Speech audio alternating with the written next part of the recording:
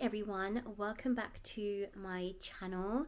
Today has been a very productive day because I woke up, I had such a nutritious breakfast, I went to the gym, I came back, had a bath, had a shower, and now I'm in my comfy pink PJs that my sister kindly got me for Christmas. And I'm not actually having any Sunday scaries. It's currently 4:30 and I'm just excited to just relax and just be alone, in my alone time. I'm not going out, even though it's a Sunday. I'm not meeting anyone, but I'm okay with that. I'm actually happy that I've actually dedicated the whole day for myself, because that's so important. And that's what we're going to be talking about today, and how it's so important for you to master the art of solitude. Before we start, I kind of just want to talk about the distinction between being alone and being lonely, because a lot of people associate loneliness with an emotion, and they think that being lonely or having that loneliness is negative, and it makes you very depressed and it's a sad thing. But really, being alone is one of the most important things that you need to practice in your life, because that is the only time when you start to realize and recognize who you are, what you deserve, and what you can actually put into yourself. And it allows you to focus on your own energy so that you can attract better things for yourself. I'm just going to quickly give you guys a backstory on how I mastered the art of solitude, because as I've mentioned before, 2022, which was, oh my god, that's 4 years ago. 2022 was one of the most depressing years of my life. And to be fair, I'm not even exaggerating. That was a very hard year for me, because I think that was when I started to realize that I was a very codependent person. So I realized that I found myself sort of allowing other people's emotions and actions to determine how I felt. It'd be a thing where I would totally feel depressed, or I'd feel so down when there would be a switch up of action. Let's say I'm talking to someone romantically, and one day they're talking to me every single day, then it gets to a point where their replies start to get slower, and I'm like, oh my god, what's happening? And I start blaming myself. Or even if it's just in friendships as well, maybe I'm getting along with a friend, and then one day, and it might not even be my fault, it could just be a personal thing with them, but because I was so codependent that even the switch up of their mood, let's say they've woken up in a very bad mood, but it could just be down to personal reasons, I'd automatically think it's my fault. And so when I had a few friendships ended during that year, or a few romantic relationships end that year, I started to blame myself, and I became so depressed because I felt like I had no one around me. So I had no choice but to be alone, right? But if I were to speak to my 21-year-old self, I'd actually tell her to not worry, because this is the most important era of your life. This is the part where you start to realize who you are, what you could do to change, because change happens all the time, guys. Don't listen to people who say that you cannot change, because you can change. You change every single day.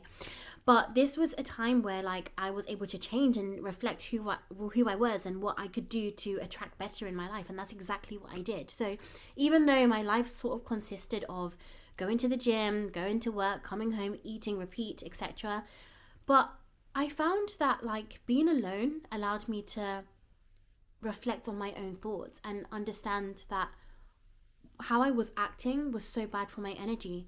And now that I'm alone, I can start focusing on things that bring me joy, and the things that can never ever leave me. Why? Because I'm the one that's deciding. I'm the main dictator of it. And for example, let's say, the gym was one of my main hobbies anyway, but let's say I started to learn a new hobby, and I think I did actually in 2022. I was going, because I love acting, so I went to acting school, and my previous self wouldn't do that, because I'd codepend on other people for enjoyment. So I'd end up going to drama school. I'd even star in student films as well, and that's something that I've never done before. And I was doing those things because I was alone. I was reflecting on things that could bring me joy without depending on them. And they're not people. These are things that I can decide to do on my very own. And from there, it allowed me to then fixate all my energy and all my emotion onto the things that only I can control. Because at the end of the day, you cannot control other people's emotions. You cannot control other people's actions. The only thing that you can control are the things that belong to you. And that's exactly what I did. And so from there, I started to adopt more hobbies and started to understand who I was as a person. So now I know exactly who I can attract into my life, and I'm not afraid of the block button as well, guys. Like, I used to be so afraid of blocking this person, like, oh my god, like if I leave them, like I'm gonna be alone, I'll have nothing like in my life and I'll have no one. No, that is absolute crap. Like, that's literally crap. It's so important for you to actually have that mindset of, like, you know, allowing people to leave your life. If someone wakes up one day and says, I don't want to be with you anymore, or I don't want to be friends with you anymore, allow them to do that. Because for me, I view people as leaving my life, or I view people as cutting me off, as like literally like a graze on the knee. Like, you know, when you were younger and you used to play out with your friends, and like, I don't know, you'd run around or whatever you're doing and you slip over and you graze your knee and you'd get right back up and you continue playing with your friends. That's exactly how you should be treating people who leave your life. Like, I don't care if someone leaves my life. If I've done nothing wrong and I hold responsibility for my own actions, I do not care if someone leaves my life, because it shouldn't affect me that way. The same way that little graze on your knee didn't affect you and it allowed you to keep playing, that's exactly how you should be treating people leaving you.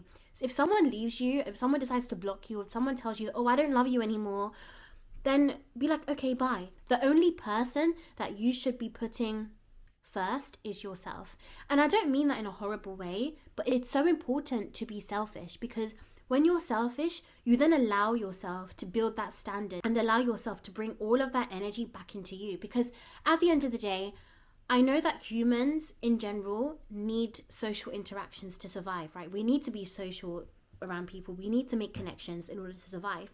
But at the end of the day, we also need time alone for us to know who we can attract into our lives, who we can allow to stay in our lives, so that we can become better versions of ourselves, right? Because you're not going to be around like a bad energy. Like, if you are around bad energies, or if you're around people that are not good for you, it starts to affect you. Just like if you were to place like a fresh pot of fruit next to a rotten fruit, the fresh pot of fruit will start to rot because it's next to the rotten fruit. And that's exactly how life is around like people. If someone's not good for your energy, allow yourself to cut them off. And being alone, even if that means you being alone and having no friends and having no romantic partners, so be it, because the only person that you should be content with is yourself. And like, when it comes to actually forming healthy and relationships and healthy friendships in the future, you would be so thankful and so grateful for having that time alone. Because when you do actually get into relationships, when you do have friendships, it requires you to take some of your energy and put that into the person. It's inevitable, right? Whatever you focus on, whether it's a hobby, whether it's a person, whether it's a relationship, you are committing some of your energy to that. And that's what's going to happen when you eventually get into relationships and friendships. You will be giving some of your energy to that person. But it's very, very important that you allow yourself to focus so much on that energy that giving small bits away shouldn't affect you, if that makes sense. Like, back, like my 2022 self, I was given 100% of my energy because I thought that people around me would make me happy.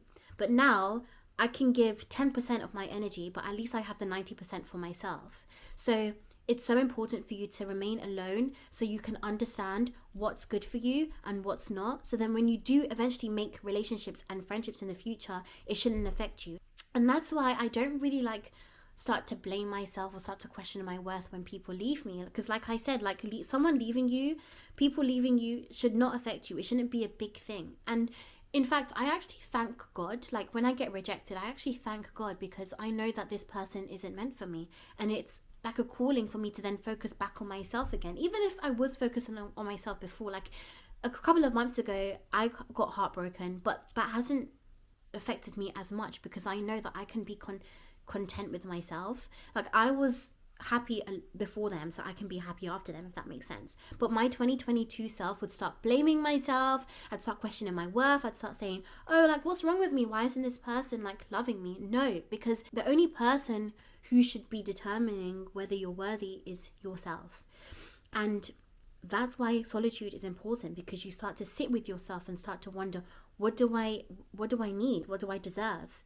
And when you start sitting with yourself, you start focusing on your own energy. You draw all of your power back, And I always like link that to what I read in one of my favorite books by Dr. Joe Dispenza. It's called Becoming Supernatural. And he talks about where you place your attention is where you place your energy.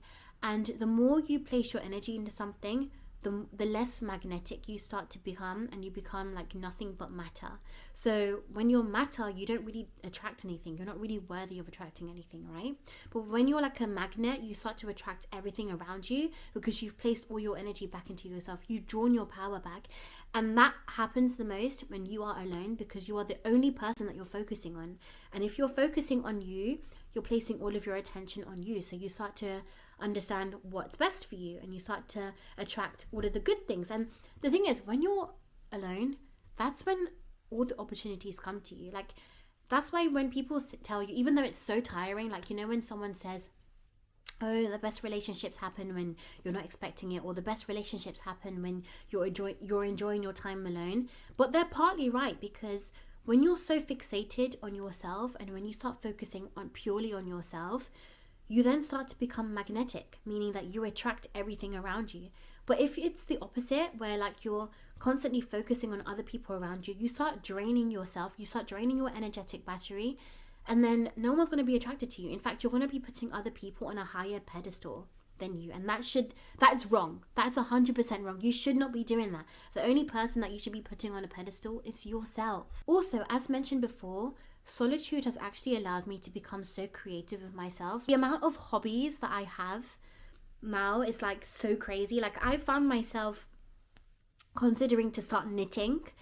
I'm also this year going to start doing like a pottery painting class. Like, I actually want to get into my arts and crafts. Also, I've been on like many solo dates. Last year I went on a solo date to the cinema, and I watched 28 Years Later, and that was my first solo cinema date. And before, like, I was so nervous to go to the cinema alone. I was like, oh my god, what if people like judge me and stare at me? No, like, because no one cares. Like, when you're out alone and you're enjoying your solo date, no one cares like that. Like, no one's gonna look at you and think, oh, like, why is that person alone? No. And the thing is, like, I never found myself doing that before my solitude era, because I thought that I had to rely on people to enjoy myself. But no, like, I'm actually enjoying all of these things alone. Like, I'm actually so happy to do that, and I'm so looking forward to like doing more solo dates in the year. Like, I think I'm gonna do a very fine dining one, which I've never actually done before, but I think it's a big step, because obviously fine dining is, you know, the place for couples, or like a place for like a birthday, like a special occasion, you know. Like, it's very rare to see someone alone on like a table in a fine dining restaurant, but it doesn't mean that it's wrong. So I'm going to do it this year, and even if it's just once, at least I've accomplished that new creative idea, and that's something that I wouldn't have done 4 years ago. So it's so important for you to start practicing that solitude so you can become creative. And you never know, like, in 5 years' time, you can create a new skill for yourself that can become so big, and you can make a living out of it. Like, can you imagine if like you were to start focusing on something, start being creative, and you could start like a business out of it? Like, that would be crazy. Even like right now on YouTube, I've never ever saw myself doing a YouTube video and speaking so confidently in front of the camera. But that's because my alone time allowed me to reflect on things that I could do to make me enjoy myself and not having to focus on other people. So that's why solitude is so important. Before I wrap up the video, my one piece of advice to those who actually want to start practicing solitude is to start focusing on what would truly bring you joy if you were the only person in the world right now. And of course, like, it'd be very hard to think of. The main reason for that is to exclude other people around you. Obviously, like, your loved ones are very, very important. Like, you know, your family, your close friends, they're very important. But if you were to exclude everyone around you, never ever rely on like a third party source. If you were to just focus on you, what would you as a person alone would enjoy? Like, what would you enjoy? And the moment you start answering those questions, even if you journal it down, the moment you start answering those questions, and the moment you start having an answer for those questions, that's when your journey in your solitude era starts to begin, because you start to understand what could bring you joy without relying on other people around you. Because that's what solitude is. Like, cannot rely on other people to make you happy. The only person that should be bringing you joy and bringing you comfort and bringing you peace is yourself. And obviously other people can contribute to that, but they should be an accessory. They shouldn't be the main source of your happiness and your content. The only person that should be making you feel wholesome in yourself is you. So my one piece of advice is to start focusing on the things that would truly bring you joy if no one else was around you. I literally have a cold, so I don't know why I feel like so blocked up right now. So I'm actually going to treat myself to a nice herbal tea and watch a nice movie. I've also done some skincare today as well. Like I've done like a cleansing and a toner on my face, and I've been using Korean skincare. I feel like I should make up like a self-care Sunday routine where I just like literally bring out all my self-care products and like have a long bath and just make myself feel pampered. And that again is part of my solitude era. So I hope you've enjoyed this video, and if you are starting your solitude era, you've got this, and I'm sending all love to you.